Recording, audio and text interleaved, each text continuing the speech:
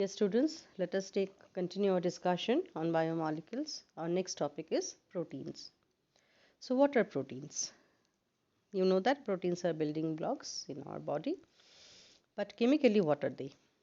These are the complex organic substances which are basis of protoplasm and are found in all living organisms. In general, proteins are polymers of alpha amino acids. Now, what is the meaning of alpha amino acids? By alpha, we mean here that since amino acids, as the name suggests, you can understand there is a COOH group and also NH2 group, carboxylic acid group and amino group. Usually here we have an H and here we have a R. Now the major functional group out here is COOH, and this carbon is alpha carbon, and the NH2 group is attached in the alpha position. So such amino acids are called alpha amino acids. So when we do the polymerization of these alpha amino acids, the class of compound which we get is protein. Okay. So I hope you understand the meaning of alpha amino acids.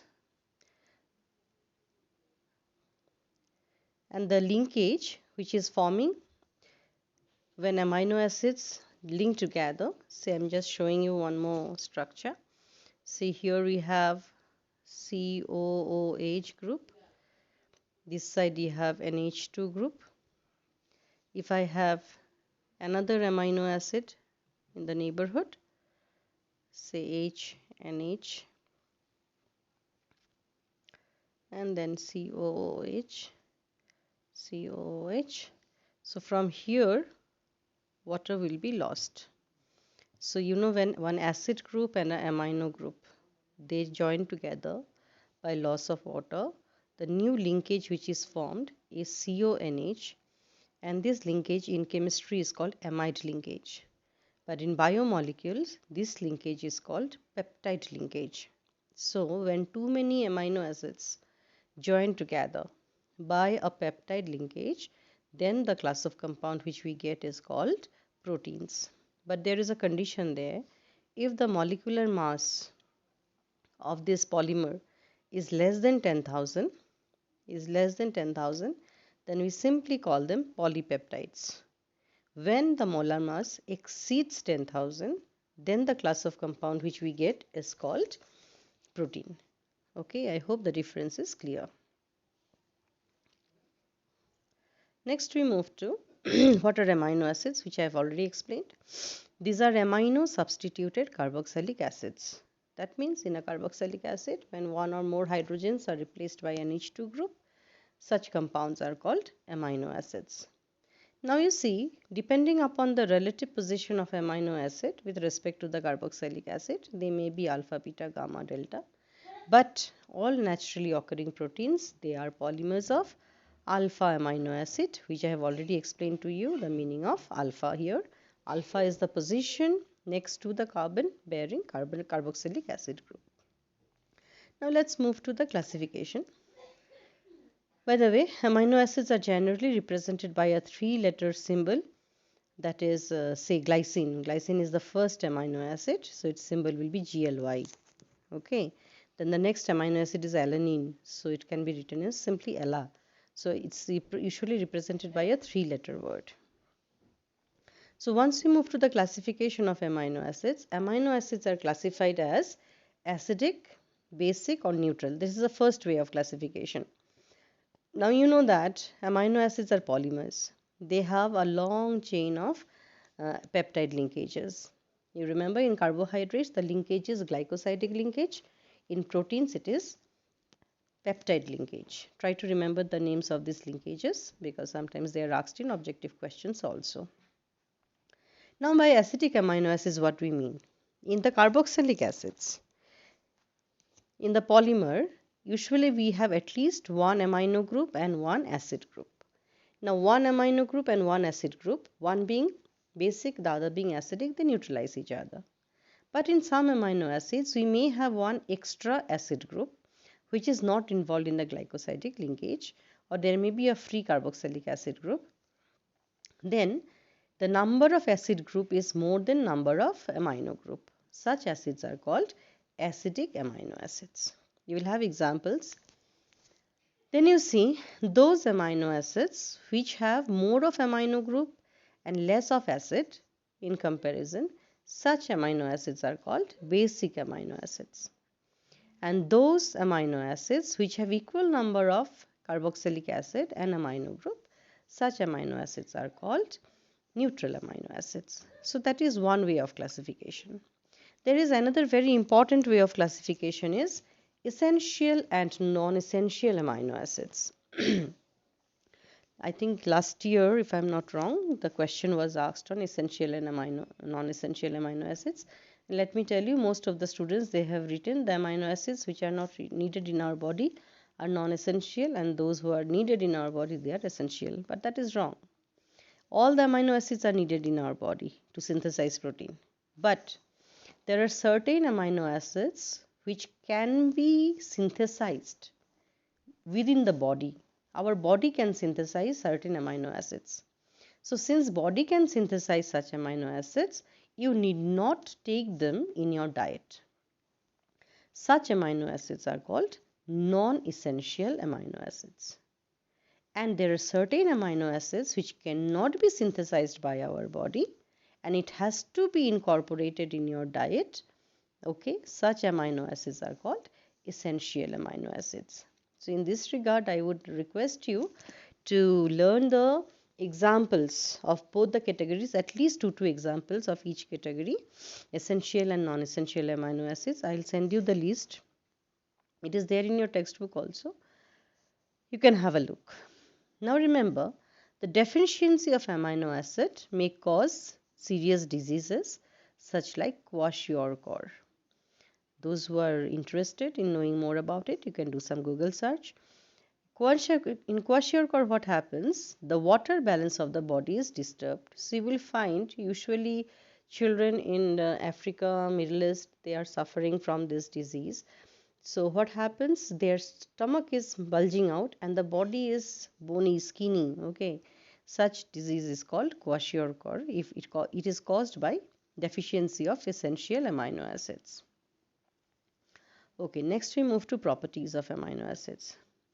Amino acids are usually colorless, crystalline solids. Very interestingly, you see, normally organic compounds, the forces of attractions are not very strong, so most of them, they are not solids, but here amino acids are crystalline solids.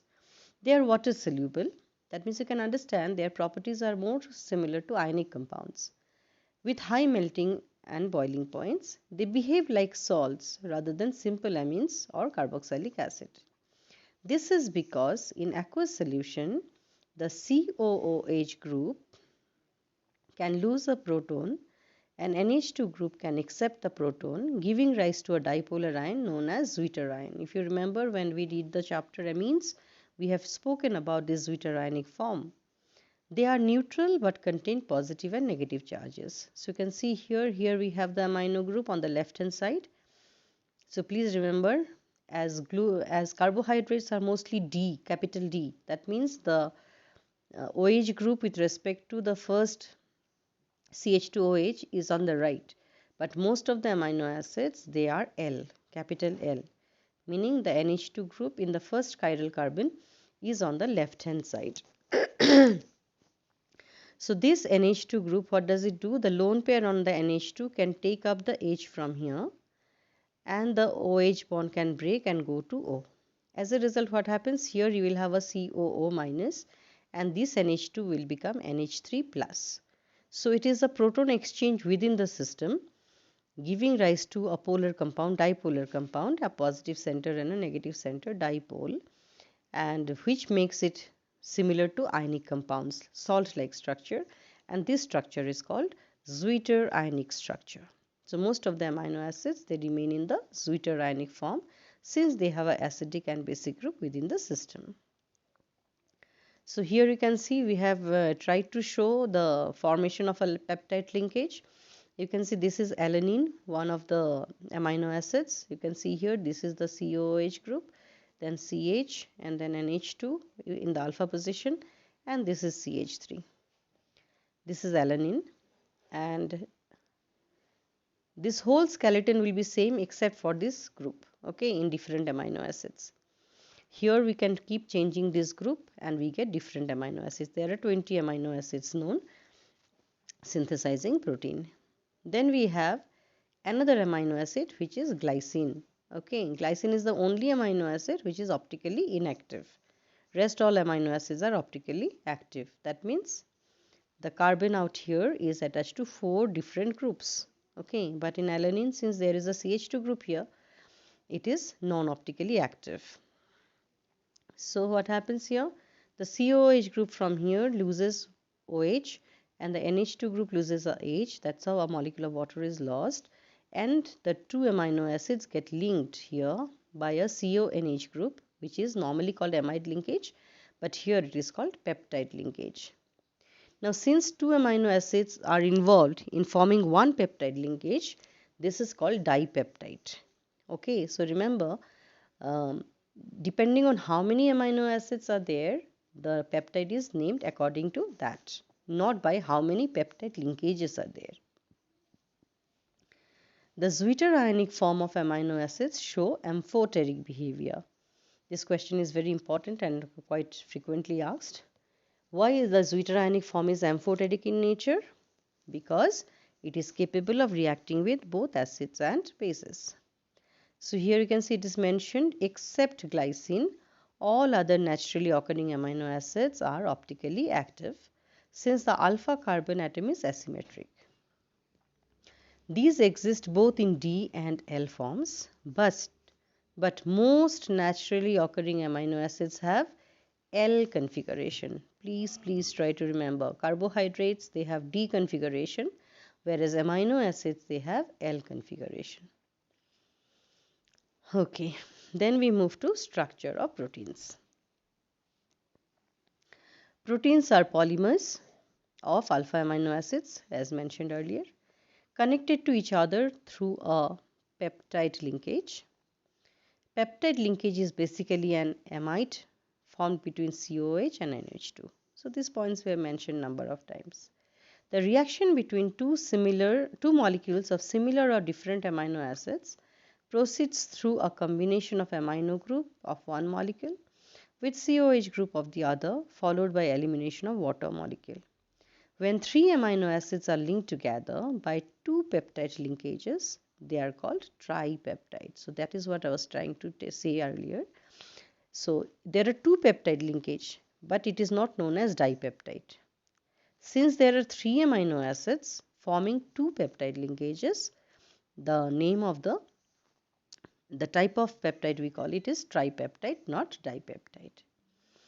Likewise, we have tetra, penta, etc. When the number of such amino acid is more than 10, the products are called polypeptide. It's just like oligosaccharides and disaccharides, remember.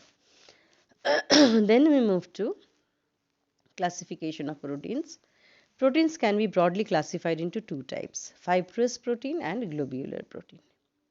So as the name suggests, fibrous protein, they are thread-like structures.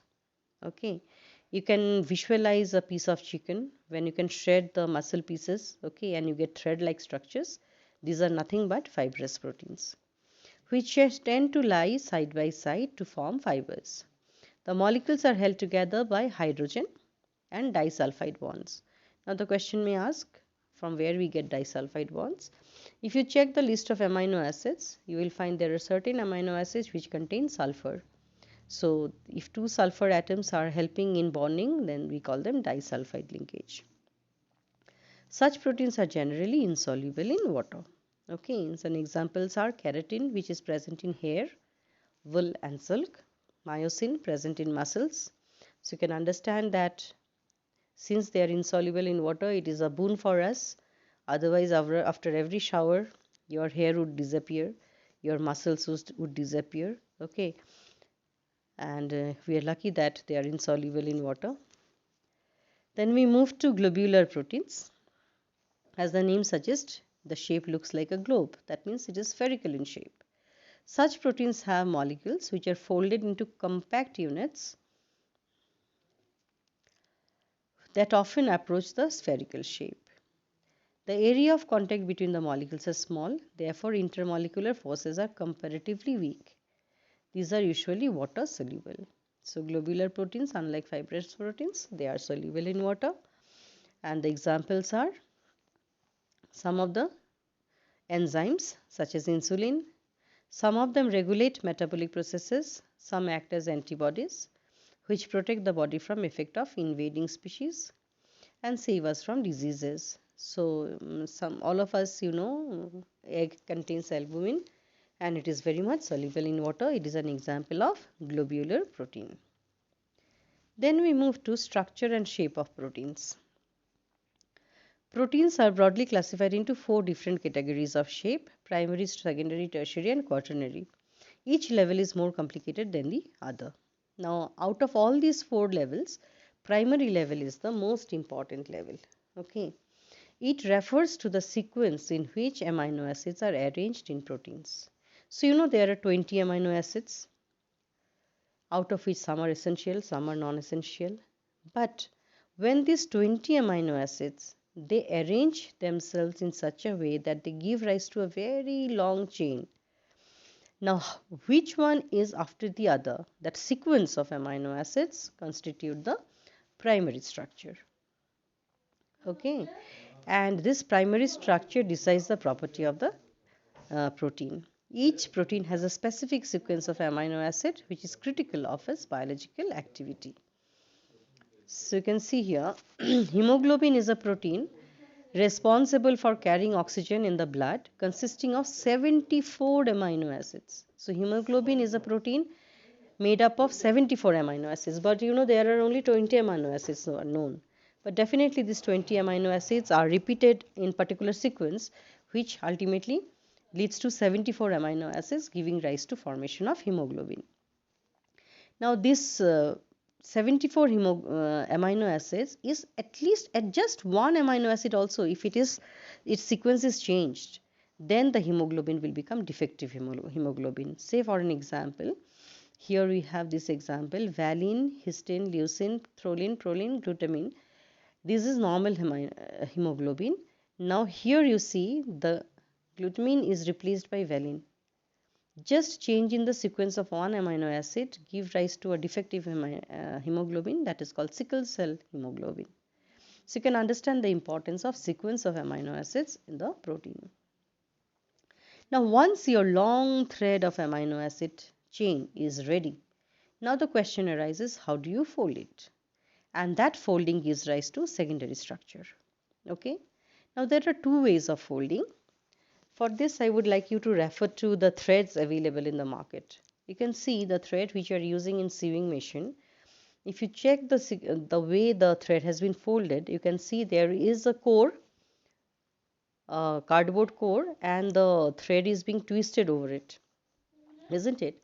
So exactly the same way, when you have the long chain of amino acids in the protein, if you fold it over a base, forming a helical structure, such sequence of amino acids or such folding is called alpha helix structure. Okay. Another way of folding is called beta pleated sheet structure. So for that, I think the girls will know it better. When you do embroidery, when you buy the thread from the market, we call them DMC threads. I don't know how many of you know it. The threads are being folded not over any support. Okay, they are folded like as we make the pleats in the sari, or as we fold put the folds in the curtain. Such arrangement of proteins threads is called, the protein chain is called beta pleated sheet structure. So it has one of the most common ways in which polypeptide chain forms all possible hydrogen bonds by twisting into right-handed screw with the NH group of 1, each amino acid residue hydrogen bonded with the CO of the adjacent. Proteins such as myosin in nucleus and keratin in hair, wool, nails, etc. have alpha helix structure. Then comes beta pleated sheet structure. In this, the polypeptide chains lie side by side in a zigzag manner You can also refer to this, those Japanese fan. I remember when we were small, used to fold the paper and make Japanese fan. That kind of arrangement also can be compared to beta pleated sheet structure. With alternate R groups on the same side, the neighboring peptide chains are held together by intermolecular hydrogen bonds, resulting in the formation of flat sheet-like structures. These sheets are stacked one over the other like the folded pages of a book or drapery. Then comes the tertiary structure. It represents the definite geometrical pattern in which the entire protein molecules are holed up to produce a specific shape. Now, in this tertiary structure only, you get the fibrous protein or globular protein shape. You see, once your too many threads are ready, say the sewing machine threads, suppose you have too many of them, and how you arrange them? If you arrange them side by side, okay, the area of contact between the two rolls will be maximum.